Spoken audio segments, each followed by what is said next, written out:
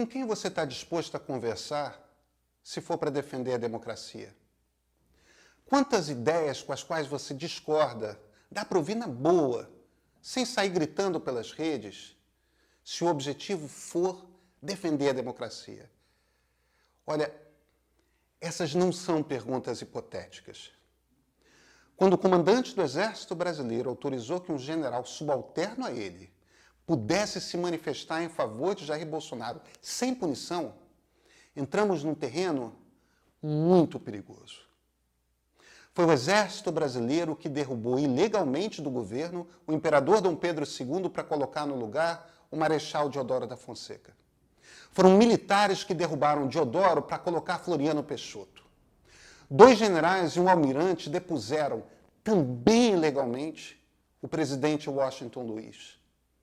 O Exército cercou o Congresso Nacional para derrubar a frágil democracia que a gente tinha em 1937 e consolidar o poder absoluto de Getúlio Vargas através de um golpe de Estado. Getúlio, que foi derrubado noutro golpe em 1945 pelo seu ministro da Guerra. Quando um presidente achou melhor não punir um coronel que propôs golpe, o Congresso dispensou com o impeachment feito às pressas. E é só por isso que Juscelino Kubitschek, eleito, foi presidente. Aí veio o João Goulart e, olha, 21 anos de ditadura. O policiamento do Congresso americano falhou miseravelmente ao não defender o prédio quando um presidente despótico incitou uma turba golpista a invadi-lo para evitar que uma eleição livre fosse homologada.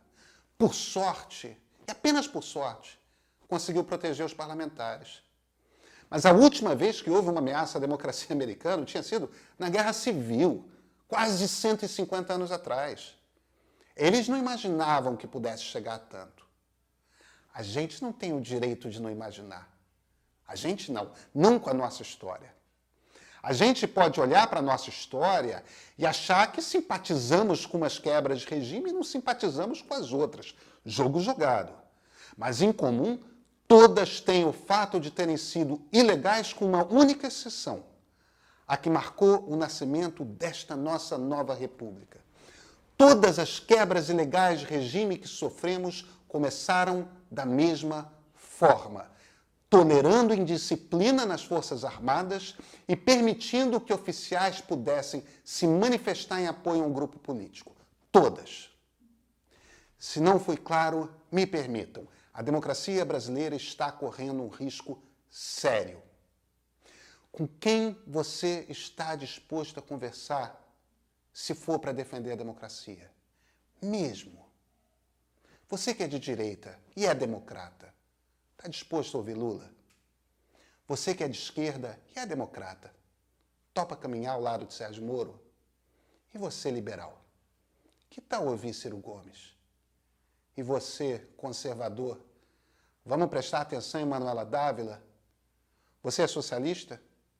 Dá para ouvir 5 minutos de Juliana Paes? Vamos? Ah, mas com essa não dá. Ah, não, esse não é democrata. Tá. Mas e se o preço a pagar for que, divididos, percamos a democracia?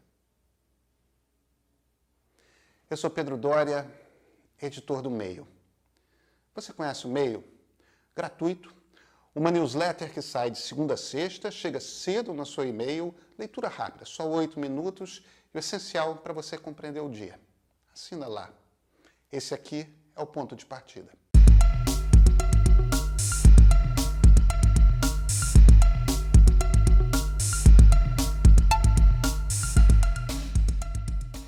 Olha, eu sei que as minhas sugestões de conversas não agradam ninguém.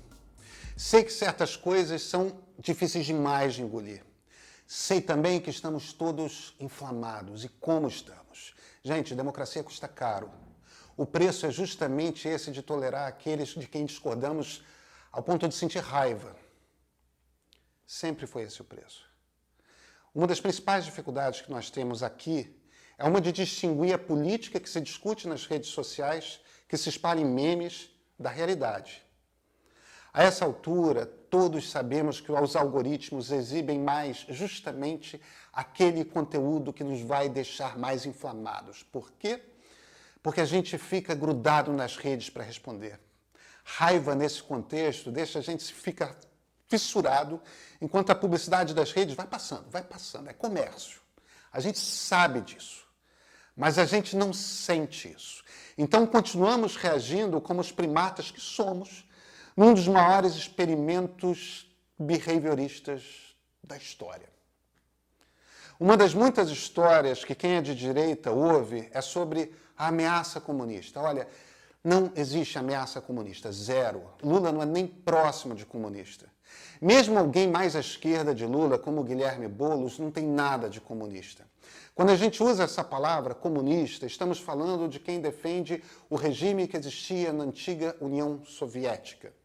Quem defende o fim da democracia para instaurar uma revolução e acabar com o sistema capitalista. Olha, o PT roubou. E sim, é um partido de esquerda. Quando acuado, o PT transforma logo política num jogo de elite malvada contra nós, o povo. Tudo verdade. Mas os bancos lucraram imensamente no governo do PT. Isso é coisa de capitalista, não é coisa de comunista. Dilma Rousseff deixou a Polícia Federal e o Ministério Público atuarem livremente até construírem a Lava Jato. E quando o Congresso Nacional votou pelo impeachment, ela simplesmente desceu a rampa do Planalto e o seu vice assumiu. Gritaram golpe, mobilizaram gente. Quando a justiça decidiu que Lula ia para a cadeia, ele fez um comício, terminou e foi lá passar quase 2 anos preso. Uma das principais queixas da esquerda é de que o impeachment foi, na verdade, um golpe e que tudo é culpa dos neoliberais que não toleravam o governo popular. Tá, mas, gente, Dilma caiu mesmo pelo mesmo motivo de Fernando Collor. Ela quebrou o país e não se preocupou em montar uma base de apoio no Congresso. Seu governo não era popular, 9% de aprovação no final. Eu concordo que impeachment não era o recurso correto e que o resultado foi rachar o país que já estava dividido ao meio. Mas impeachment entrou na cultura da nova república por todos os lados. Até 2016, quando Dilma deixou o poder, 132 pedidos de impeachment haviam sido protocolados na Câmara e 50 eram do PT. O recorde era petista. O partido apresentou 29 pedidos de impeachment contra Fernando Collor, 4 contra Itamar, 17 contra Fernando Henrique. Se tivesse tido apoio popular e base no Congresso, é claro que ele ia até o fim. Os partidos que saíram mais prejudicados da Lava Jato não foram de esquerda, foram PMDB e PSDB. Os tucanos saíram arrasados. O MDB dizimado no Congresso. Mas o meu ponto aqui não é convencer, porque eu não vou convencer ninguém. Estamos inflamados demais. Estamos armados demais. A democracia que nasceu da Constituição de 1988 é a melhor democracia que fomos capazes de fazer na história do Brasil. Mas democracia é um processo lento, com muitas idas e vindas, e a nossa tem muitos defeitos. A corrupção, a promiscuidade entre executivo e legislativo e uma certa obsessão por centralizar todos os recursos. Sabe, tem uma hora que saúde pública devia ser decidida nos estados, educação de base nos municípios. O Brasil é grande demais para um número pequeno de pessoas em Brasília tomar todas as decisões porque acha que o país não sabe se administrar. Por que tem tanto deputado que fica obcecado com arrumar os cascalhos para a prefeitura da cidade que elegeu? Porque o governo federal arrecada quase tudo e concentra sozinho as decisões.